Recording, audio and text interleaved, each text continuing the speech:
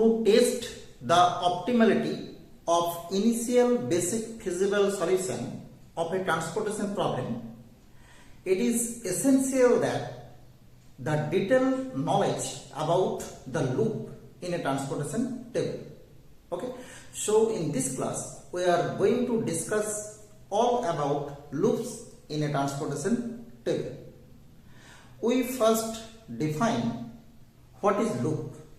Okay, generally loop in a transportation table is a set of cells, and since in a transportation table the cells are denoted by the order pair like 1 1, 2 3, etc.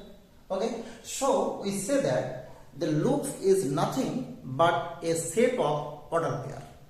Okay, and we write the definition of loop as a sequence of cells in a transportation table is said to form a loop if what condition must be satisfied? The first condition is any two adjacent cells lies either in the same row or in the same column. Okay, this is the first condition for a loop. Here we give two examples of loop. This is L1 and this is L2. This is nothing but a set of cells or set of order pair or sequence of cell or sequence of order pair. In the first example, the first two cells are ij and ik, and since I and I are similar, so for these two cells lies in the first or in the ith row. Okay, and in the second example, ij, sj and j are same, so we say that these two cells lies in the same column, that is in the jth column. So the first condition is this: no three or more adjacent cell lies in the same row or in the same column. In the first condition, it is said that two adjacent cells must be in the same row or in the same column, but three or more adjacent cells must not lie in the same row or in the same column. This is the second condition. And the third condition is each cell of a loop must appear only once. Right? Each cell of this loop or this loop, any loop, must appear only once except the last and the first cell. That is, the initial and the terminal cell must be appears in two times because these two cells are coincident. That is, the first cell is also the last cell. Okay, and in the fourth point or fourth property, we say that the sequence must have at least 4 cells, and that is, it must involve at least 2 rows and as well as 2 columns. And the loop in a transportation table is also said to be direct path from the cell ij to ud. Here L1 and L2 are two loops. The first cell is ij. Obviously the last cell is also ij because first and last cell are coincide. So we say that this is a direct path from ij to vw. Also here ij to vw. Okay. Now to better understand or to gain better knowledge about the loop of a transportation table, we give here 3 or 4 practical examples with table of a loop. Right? We draw here 4 loops. In the first loop, this is very simple loop, and we take here a 4 cross 4 transportation table, that is 4 origin and 4 destination, and the loop is given by this type. Okay, and the direction of the loop is directed by arrow, and this loop is defined as L1. This is 2 2, this is 2 2 cell, 2 4, 4 4 and 4 2, and the last cell is obviously 2 2.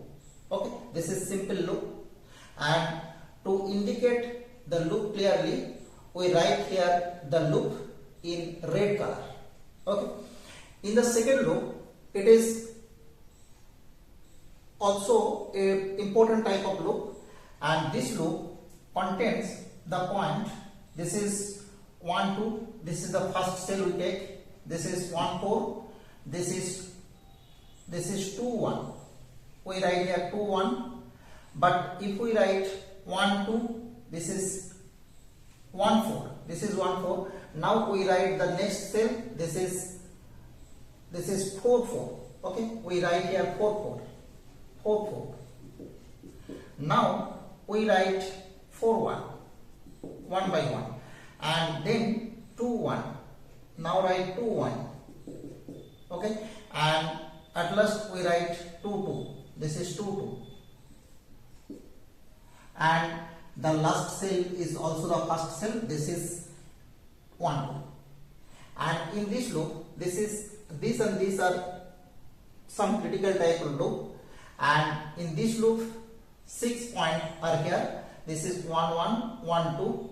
This is 4 1. Sorry, 4 2. This is 4 4. This is 2 4. And this is 2 1. And the last is the first. This is 1 1.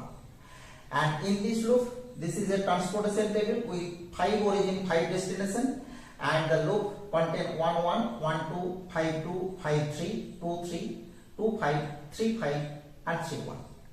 It is clear that in all the loop, the number of cell is even.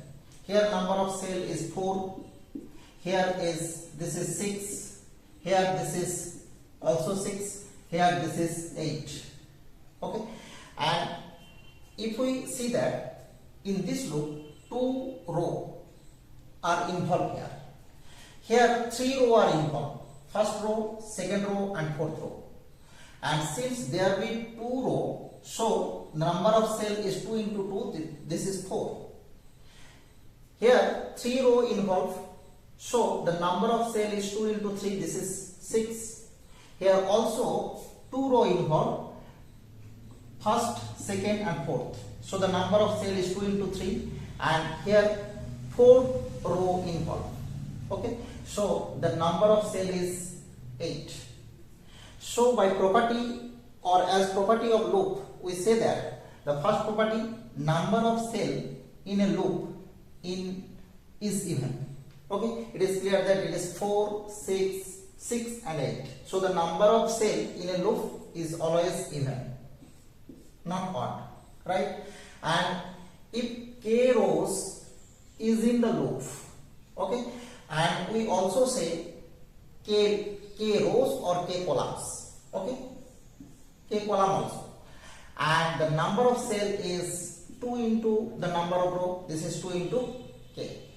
Now at last about the loop, we state here an important statement of transportation problem, that if allocating cell are in independent position, then these cells cannot form a loop.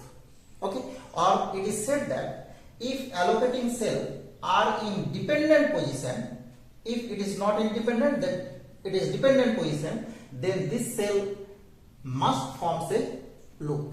Okay, this is very important statement about the transportation table or about the loop, and we must prove this statement in upcoming class of transportation problem.